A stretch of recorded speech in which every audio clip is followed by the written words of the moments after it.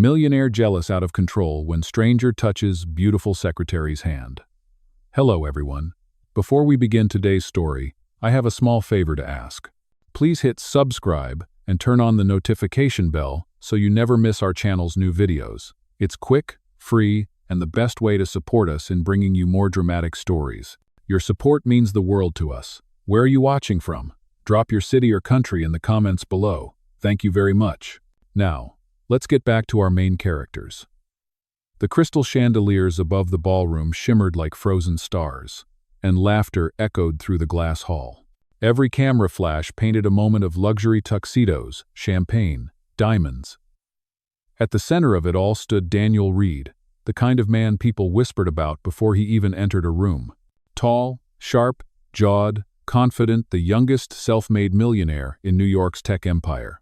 But right now, his composure cracked. His hand clenched the rim of his glass as his eyes locked onto one detail across the room, a stranger's hand brushing over his secretary's. Ava, the woman who'd spent the last 3 months pretending to be his fiancée for the company's public image. The contract had been clear, no feelings, no boundaries crossed, no strings attached. Yet the second that man touched her, something in Daniel's chest burned. The way she smiled, polite but a little nervous, how her fingers lingered a second too long, it twisted something inside him that he couldn't name. He told himself it was professionalism, image control, the fear of gossip, but the truth was simpler and far more dangerous. He was jealous. Not the kind of jealousy that hid behind charm and business talk, but raw, unfiltered, human jealousy that clawed at reason. His jaw tightened, the amber light catching the edge of his expression as he set the glass down harder than he meant to. Ava turned then, catching his stare. For a heartbeat, the room around them faded, the music, the laughter, the cameras. It was just his eyes and hers, locked in a silent, invisible war. Her smile faltered, confusion flickering before she excused herself from the conversation and began walking toward him. The echo of her heels matched the uneven rhythm of his pulse. She looked stunning tonight, dark green satin catching every glint of light, her hair swept to one side like she'd stepped out of his dreams and onto the battlefield. "Daniel," she whispered when she reached him, voice soft but trembling slightly. "What's wrong?" He didn't answer right away. He just looked at her, at the hand that moments ago wasn't his to claim. "Don't," he said finally, voice low, almost a growl. "Let anyone touch you like that again." Her brows drew together. "Excuse me? You heard me. You don't own me, remember? You're my boss, not my boyfriend." The reminder stung sharper than he expected. He forced a smirk that didn't reach his eyes. "Right, my mistake." But even as he turned away, even as the music swelled again and the world resumed spinning, he couldn't shake the image, her laugh, her touch, the spark that shouldn't exist between two people, bound only by a contract. That night, Daniel Reed realized he'd crossed a line he could never uncross. And what neither of them knew yet, that single moment of jealousy was the beginning of something real. 3 months earlier, the sky above Manhattan was painted in late spring gold, the city humming with the sound of ambition. Inside Reed Technologies' glass tower, Ava Collins adjusted her blazer and tried not to let her reflection intimidate her. This was her first week as Daniel Reed's new executive secretary, and she already felt like she was walking a tightrope between survival and disaster. Daniel Reed was not just a boss, he was a legend in a charcoal suit. People whispered about his billion-dollar takeovers and his unshakable calm. But behind closed doors, Ava had seen flashes of something else, tired eyes, a loneliness he tried to hide under control. That morning, the air in his office was heavy with tension. A crisis had hit.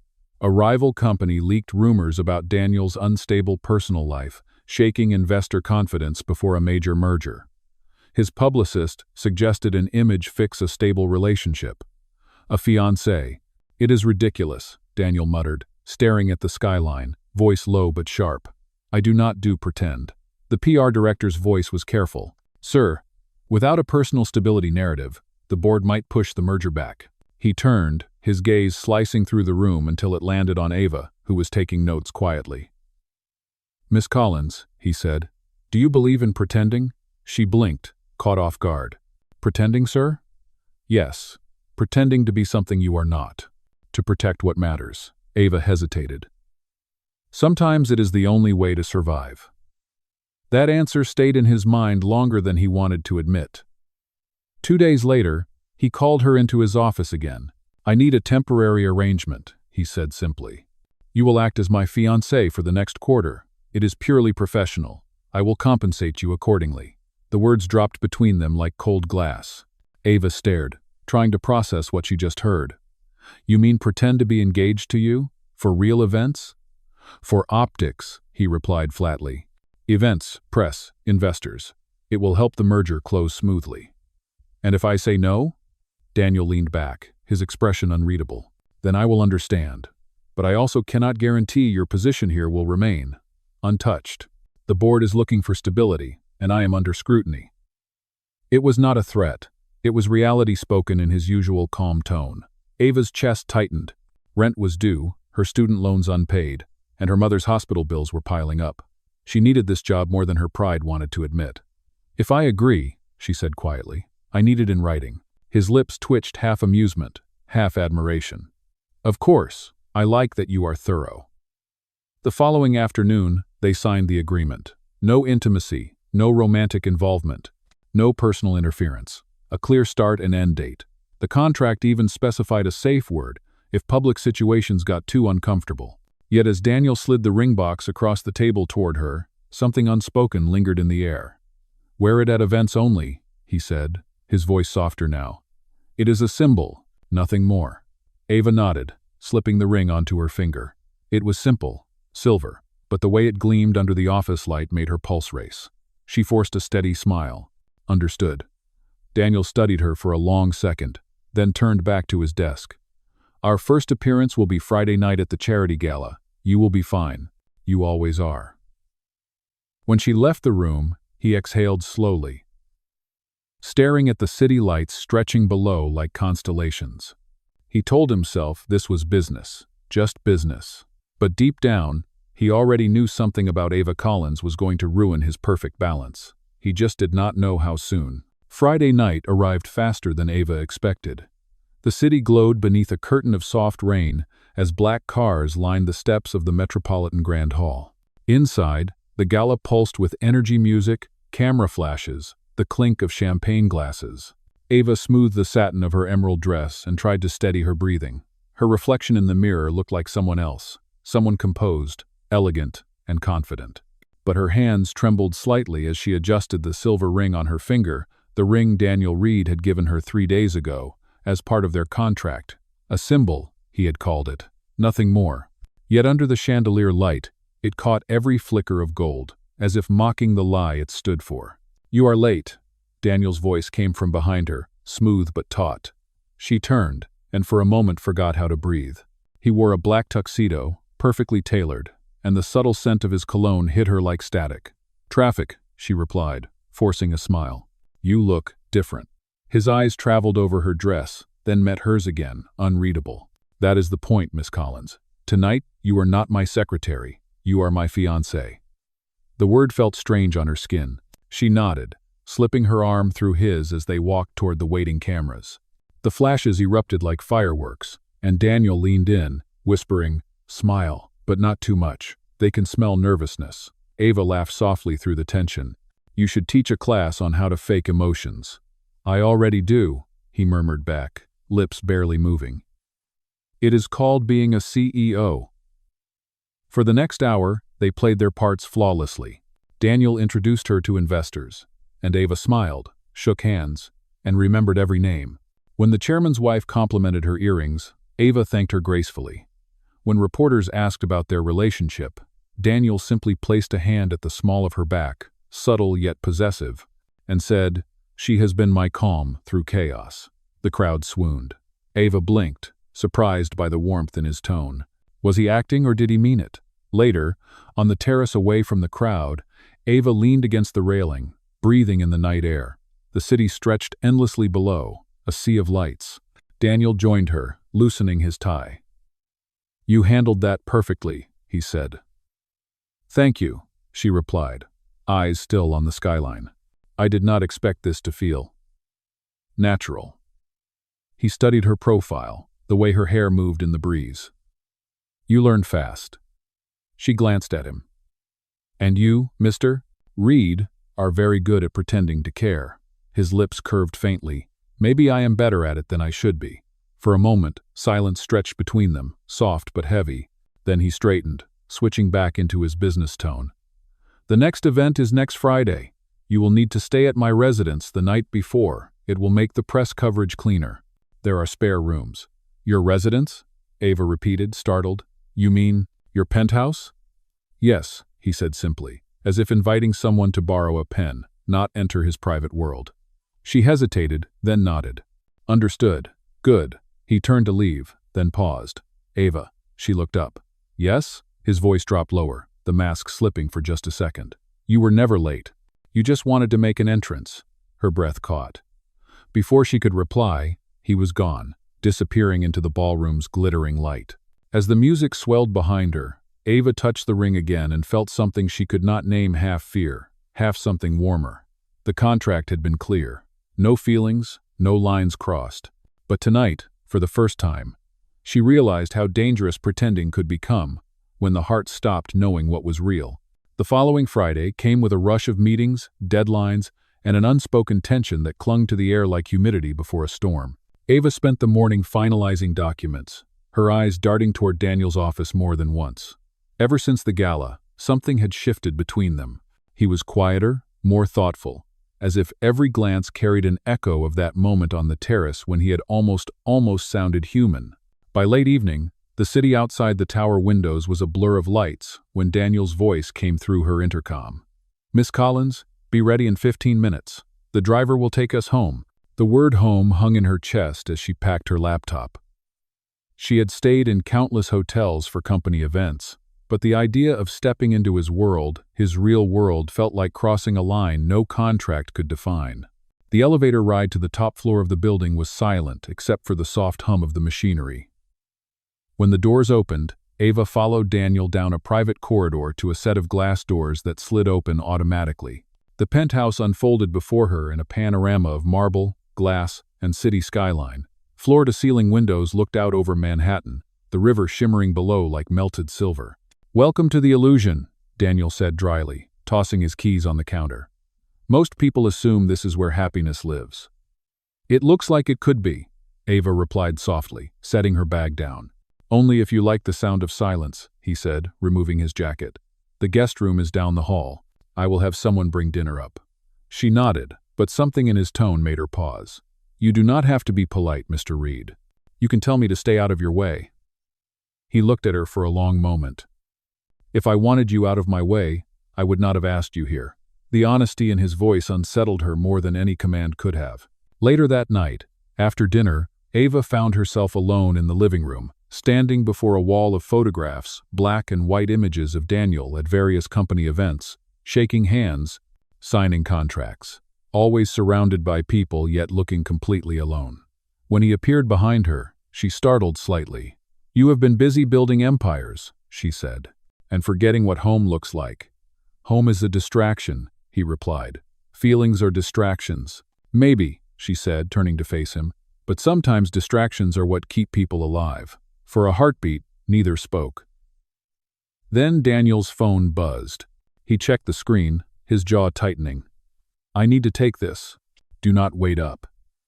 He stepped onto the balcony, his voice dropping into the clipped, measured tone she knew from the office. She turned away, trying to ignore the way her pulse still reacted to his nearness. But minutes later, as thunder rolled faintly in the distance, she heard something crash. The sliding door to the balcony rattled as wind swept through. Without thinking, Ava ran outside. Rain had started, cold and sharp, and Daniel stood near the railing, gripping his phone like a lifeline. Daniel, come inside. It is pouring. I said I am fine, he snapped, though his voice broke slightly. She took a step closer, drenched already, her dress clinging to her skin. You are not fine. You look like someone who forgot how to breathe. His eyes met hers, storm against storm. Then, slowly, he lowered the phone. Do you always push this hard? Only when I care, she said before she could stop herself. Silence. The rain fell harder, tapping against the glass, 1,000 tiny heartbeats. Daniel's voice was barely a whisper. You are not supposed to care. Neither are you, she said, her tone steady, her heart not. He looked at her then, not as his assistant, not as his fake fiancée, but as the woman who had just cracked the armor he had spent years perfecting. And for the first time, Daniel Reed did not look like a man in control. He looked like someone who wanted to be saved. The morning after the storm, sunlight spilled across the marble floors like a confession. Ava woke to the smell of coffee and the faint sound of a piano drifting through the penthouse. For a moment, she thought she was dreaming. Daniel Reed did not seem like the type to play music at dawn. She followed the sound to the living room, barefoot, her hair still damp from the night before. Daniel sat at a grand piano near the window, his sleeves rolled up, his eyes distant. The melody was slow, uncertain, as if he were remembering rather than performing. When he noticed her, he stopped. "I did not mean to wake you," he said, standing quickly. "I thought you did not believe in distractions," she said softly. "Music does not count. It is just math in disguise." "Then you must be very good at pretending math has feelings," she replied, a faint smile tugging at her lips. He almost smiled back. "You should eat something. The driver will take you to the office in an hour." She nodded but lingered by the window. "Last night—" "Forget it," he interrupted. "It was a long day." Ava wanted to argue, but the look in his eyes stopped her. There was exhaustion there, yes, but also fear. Fear of letting anything real exist between them. The next few days blurred into a routine. Meetings, travel, events. They functioned like a well-rehearsed performance, every gesture calculated, every smile practiced. Yet somewhere between the act and the silence, something real kept bleeding through. A glance too long, a touch too careful, a question left hanging. By the time Friday arrived again, the company's annual board dinner filled the entire ballroom of the Lexington Hotel. Ava wore black this time, sleek, understated, but her presence drew eyes anyway. Daniel stood beside her as photographers swarmed. "You are getting better at this," he said quietly, his hand hovering near her back. "Pretending?" she asked. "Surviving," he said. Inside, the dinner unfolded under crystal lights and murmured laughter. Ava found herself seated between Daniel and one of the firm's senior partners, a man in his 50s named Gregory Lane. He was charming in that practiced way men in power often were, quick with compliments and subtle with glances. Halfway through the meal, as the orchestra began to play, Gregory leaned closer. "You know, Miss Collins, you make Mr. Reed seem almost human. That is an achievement." Ava laughed politely. "He is human, I promise. He just hides it better than most." Gregory chuckled, his hand brushing hers on the table for just a second too long. Daniel froze. His fork paused mid-air, his jaw tightening as his eyes locked on the contact. The temperature around him seemed to drop. Ava, oblivious at first, pulled her hand back with a polite smile. "Excuse me," she said, standing to find the restroom. Daniel's chair scraped the floor as he rose too. He caught her just outside the ballroom, his voice low but edged with something dangerous. "What was that?" "What was what?" she asked, surprised. "You let him touch you?" he said. He was just being polite. "Polite does not mean he gets to touch you." She folded her arms, incredulous. "You are overreacting. This is not real, remember?" He stepped closer, his breath unsteady. "Then why does it feel real to me?" The words hung between them like thunder. Ava stared, speechless. "Daniel, you cannot do this," she whispered. "You cannot blur the lines you drew yourself." "I know," he said, voice hoarse, "but I cannot seem to stop." For a long second, neither moved. The sound of laughter drifted from the ballroom, distant and wrong, as if it belonged to another world. Then Ava turned away, her heels clicking sharply against the marble. "I am going home," she said. "You should focus on your merger." Daniel watched her disappear into the elevator, the echo of her words sinking deep into the quiet. He had spent years building walls no one could climb, but tonight, for the first time, someone had found a way in, and it terrified him more than failure ever could. The weekend arrived heavy with silence. Ava avoided calls, avoided questions, and avoided thinking about the way Daniel's voice had cracked when he said he could not stop. She spent Saturday morning in her small apartment, folding laundry that did not need folding, replaying every moment from the gala. Every glance, every word, every heartbeat that had crossed the line between pretense and truth. By evening, her phone buzzed with a message from him. "Meeting Monday, 9 a.m. Do not be late." It was cold, impersonal, and exactly what she needed to see. Still, she read it twice. Monday came with gray skies and an office full of tension. Daniel barely looked at her when she entered his office. He was all business again, suit pressed, expression unreadable, tone clipped. "Miss Collins," he said, without warmth, "we have a problem." He turned his laptop toward her. The gossip blogs had already caught the moment from the gala, his hand gripping her arm, her startled face. Headlines screamed, "Daniel Reed's fiancée in public dispute." "Damage control," he said flatly. "We release a statement by noon." Ava swallowed hard. "What do you want me to say?" "Nothing. You will not address the press. I will handle it." "You mean you will lie?" "I mean I will protect what matters." "And what is that?" she asked quietly. He looked up finally, and for a second she thought she saw hesitation. "The company," he said. "Always the company." She nodded, but something inside her cracked. "You are right, Mr. Reed. Feelings are distractions." She left before he could answer. That afternoon, she met with Human Resources and quietly requested reassignment after the merger. The woman at the desk looked surprised but said she would process it. By evening, Ava walked out of the building feeling strangely light, as if setting down a weight she had carried too long. But the next day, an email arrived from Daniel's personal account. No subject line, no greeting, only one sentence. "You cannot just disappear when things get difficult." She closed the laptop, her heart racing, unsure if she was angry or moved. The next week passed in fragments. The merger finalized successfully, the media attention died down, and the office returned to its sterile rhythm. Daniel did not reach out again. He buried himself in work, in meetings, in anything that did not have her name attached to it. But one late night, as he stood alone in his penthouse staring at the city, he saw something that made him pause, a familiar figure below, walking across the street toward the subway station. Ava, her hair tucked into her coat, her steps tired but determined. He watched as she stopped to help a woman who had dropped her groceries, kneeling without hesitation to gather everything back into the bag. A stranger's smile lit Ava's face for a moment, brief but real. Daniel felt something twist painfully in his chest. The next morning, he arrived at the office early. Her desk was empty. A sealed envelope lay on top of it, with his name written neatly. Inside was her resignation letter, short and direct. No bitterness, no explanation, only gratitude for the opportunity. At the bottom, a single line, "Some things are not meant to be rehearsed." He read it 3 times, then set it down and leaned back in his chair, staring at the ceiling. For the first time in years, Daniel Reed missed a meeting. That night, as rain began to fall again over the city, he sat at the piano, the same song he had played that morning after the storm flowing from his fingers. But this time, it sounded different, less like control, more like surrender. Every note carried her name. Every pause felt like a confession he had never made. And as lightning flickered across the skyline, Daniel realized the truth he had spent his life denying. All the power in the world meant nothing if he had driven away the one person who saw the man behind it. 2 weeks passed, and for Daniel Reed, time no longer moved forward.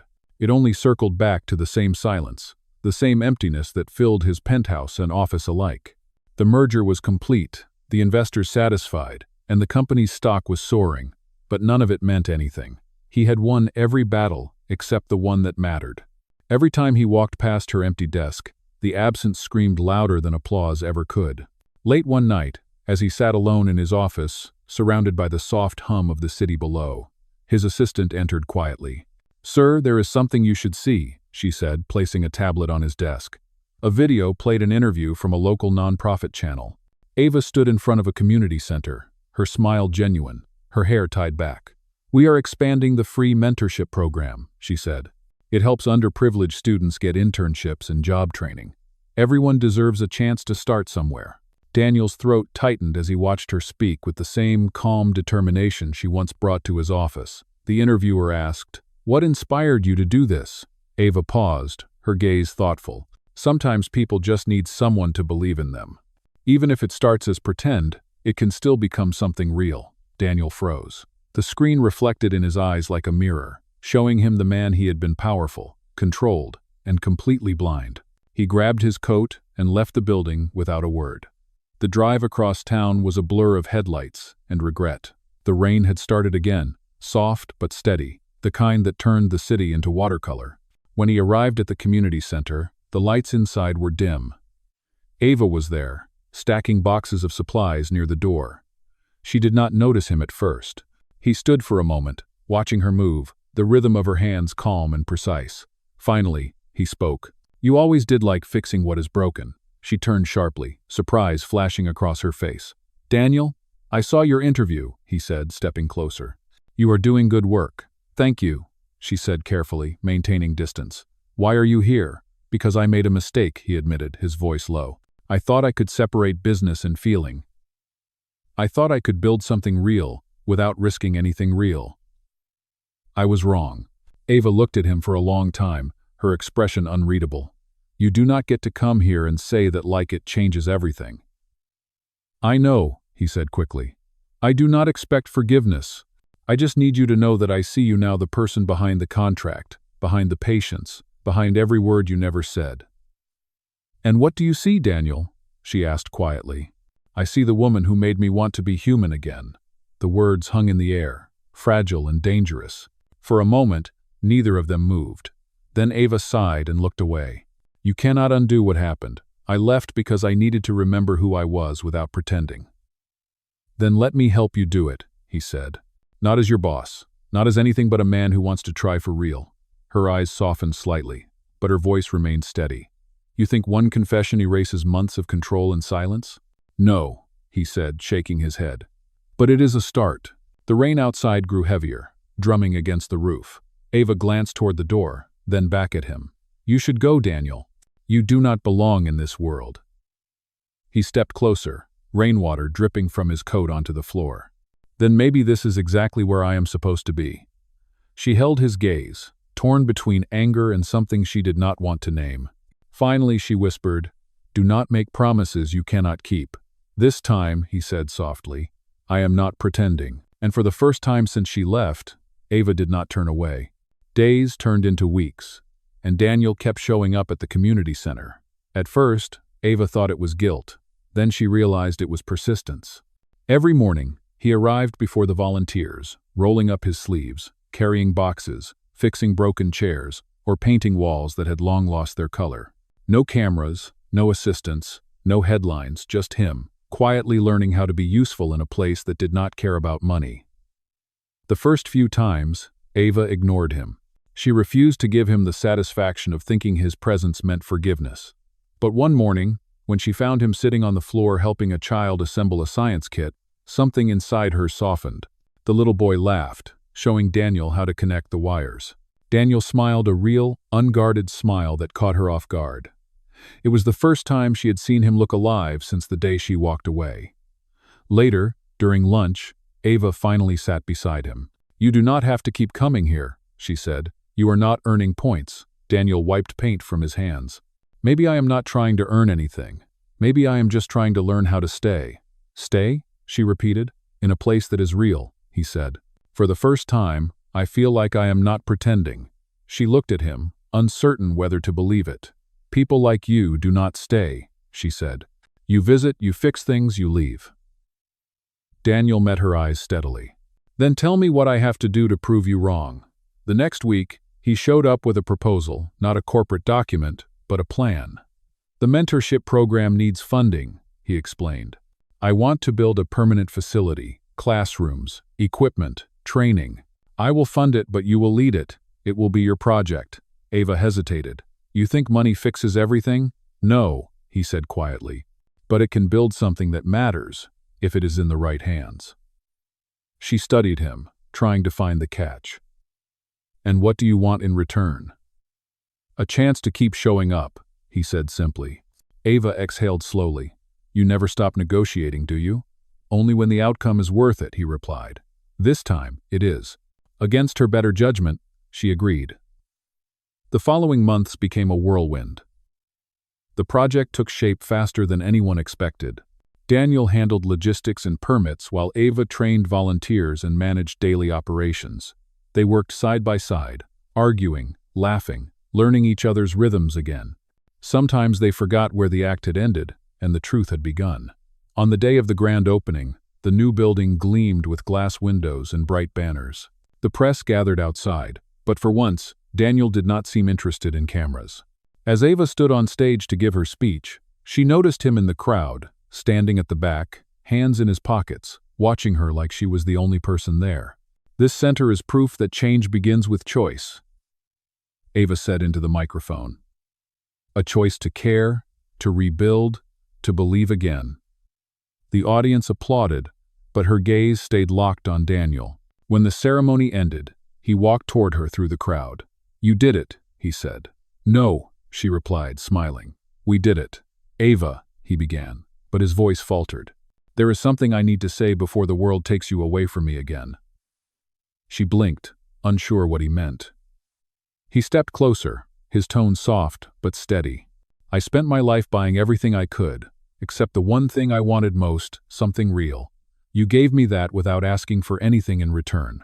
I love you, Ava Collins. No contracts, no pretending, just truth." The room seemed to fade around them. Ava stared, her heart pounding. For once, there were no walls, no conditions, no power games, only the man who had finally learned how to love honestly. She whispered, "You are impossible. So stay and prove me wrong," he said with a smile. And for the first time, she did not walk away. Months passed, and what began as a partnership turned into something deeper, quieter, and unspoken yet undeniable. Daniel Reed was no longer the man the city once feared. The headlines now called him the CEO with a heart. But to him, the only thing that mattered was the way Ava smiled when she saw the children running through the new classrooms, their laughter echoing off the freshly painted walls. Every Friday, they met at the same small cafe across from the community center. It had become their ritual, a place untouched by contracts or expectations. One evening, as the sun dipped low and painted the sky in shades of amber, Ava sat across from him, stirring her coffee absent-mindedly. "You know," she said, glancing up, "I never thought I would see you like this. Calm, content." Daniel chuckled softly. "That makes two of us. I used to think peace was something people made up to sell books. And now?" she asked. "Now," he said, "it is what I wake up for." There was a warmth in his voice that made her chest tighten. Silence settled between them, but it was the kind that felt safe, like a pause in a familiar song. After a while, Daniel reached into his jacket pocket and pulled out a small velvet box. Ava froze, her fingers still wrapped around her cup. "Daniel, what are you doing?" He smiled, nervous in a way she had never seen before. "Finishing what we started." But this time, without a contract, he opened the box, revealing a simple gold ring, nothing extravagant, just elegant and real. "Ava Collins," he said quietly, "the first time I asked you to wear a ring, it was a lie. This time, it is the only truth I know. I do not want a fiancé for the cameras. I want a partner for life." Her eyes filled before she could speak. "Daniel," she whispered, "you do not have to do this to prove anything." "I am not proving," he said. "I am choosing." For a long moment, she just looked at him, her heart warring with every reason she had built to protect it. Then, slowly, she smiled through her tears. "I suppose I cannot argue with that." He laughed softly, slipping the ring onto her finger. "You could, but you would lose." "We will see about that," she teased, wiping her cheeks. They sat there, hand in hand, the city moving around them in its endless rhythm. A few months later, their wedding was held in the same hall where they had first pretended to be in love. This time, there were no reporters, no staged smiles, just friends, the children from the center, and the quiet hum of music. Ava walked down the aisle in a simple white dress, sunlight streaming through the tall windows. When she reached him, Daniel took her hands and whispered, "Best mistake I ever made." She laughed softly, her eyes shining. "You mean pretending to be engaged?" "No," he said, "falling in love for real." The ceremony was brief but perfect. When they exchanged vows, it felt less like a promise and more like a peace treaty between two hearts that had finally stopped fighting. Afterward, they stepped outside into the evening air, where the city lights glittered like distant stars. Daniel slipped his arm around her shoulders as they walked toward the waiting car. "So, Mrs. Reed," he said with a grin, "what do we do now?" She looked up at him, the corners of her mouth curling. "We build something real," she said, "together." And as they drove away, the reflection of their joined hands shimmered in the window, the same hands that once belonged to a boss and his secretary, now bound by something stronger than power or wealth. Love, the kind that did not need contracts, only truth.